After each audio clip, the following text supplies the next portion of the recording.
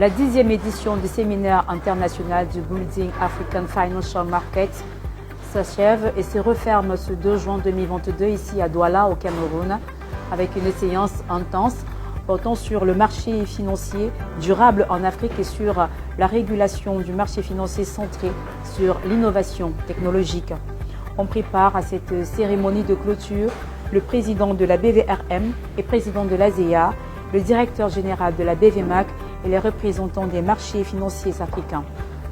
Le discours de clôture du président de l'ASEA est revenu sur un certain nombre de recommandations adressées entre autres au gouvernement africain.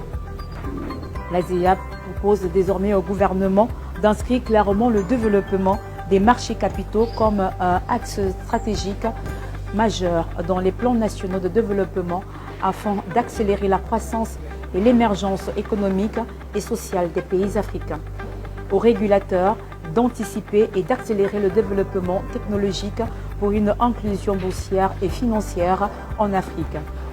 Également des recommandations adressées aux acteurs du marché, mais aussi aux boursiers.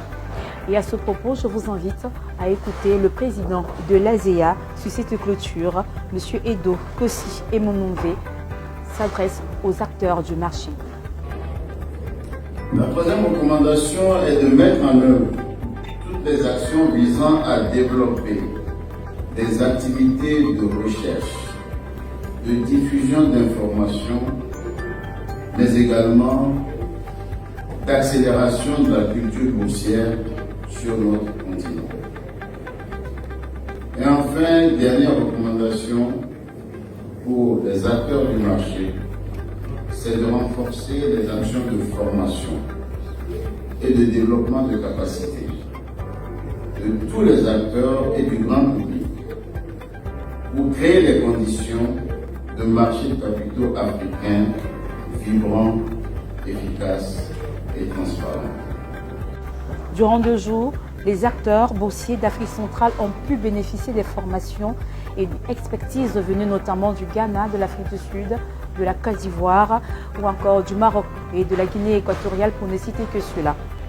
Dont le but a surtout été de soutenir les activités de la BVMAC et solliciter davantage l'implication et l'apport des autorités et des gouvernements de l'Afrique centrale. Plusieurs échanges ont meublé ces 2 journées et de nouvelles stratégies ont été évoquées pour aujourd'hui ouvrir le marché des capitaux aux jeunes entreprises et aux start-up de la sous-région Afrique centrale. À ce sujet, je vous invite une nouvelle fois à écouter le directeur général de la BVMAC, M. Lumbanga Tolo.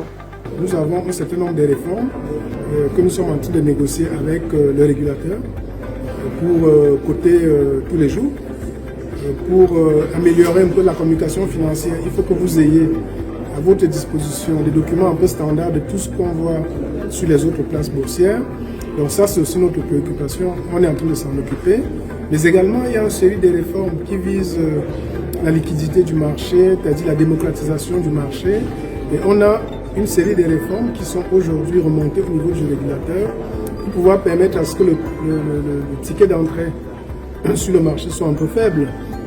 Nous allons parler du prix des actifs qui sont cotés, qui restent assez élevés pour les petits porteurs, les petits portefeuilles, les petits épargnants. Donc on est en train de travailler dessus. On voudrait aussi renforcer la visibilité de notre marché avec la création imminente d'un indice boursier. Parce que vous savez, au niveau de la communication des bourses sur le plan international, si vous n'avez pas d'indice, vous ne pouvez pas parler de votre marché. C'est-à-dire c'est une règle. Donc pas d'indice, on ne peut pas parler de la CEMA en termes de marché financier aujourd'hui, tant que nous n'avons pas développé un indice. Donc c'est autant de petits leviers que nous sommes en train de toucher, mais l'activité étant fortement réglementée, tant qu'on n'a pas le quitus, le feu vert du régulateur, on ne peut rien déployer. Donc aujourd'hui, nous sommes dans l'attente, on est en train de travailler avec les régulateurs qui posent des questions. Donc, pour dire, est-ce que vous nous rassurez que telle chose ne va pas dérégler le système, vous ne prenez pas trop de risques, vous n'allez pas trop au mur, ainsi de suite, et on est là pour essayer de parler avec les régulateurs.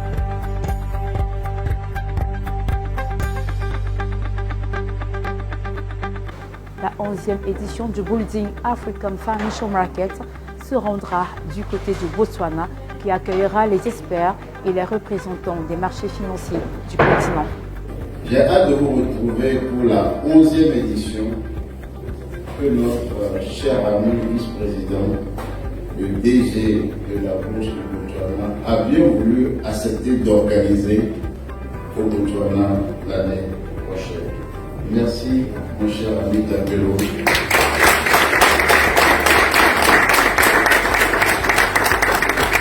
Merci, félicitations à tous ceux qui ont travaillé à la réussite de cet événement.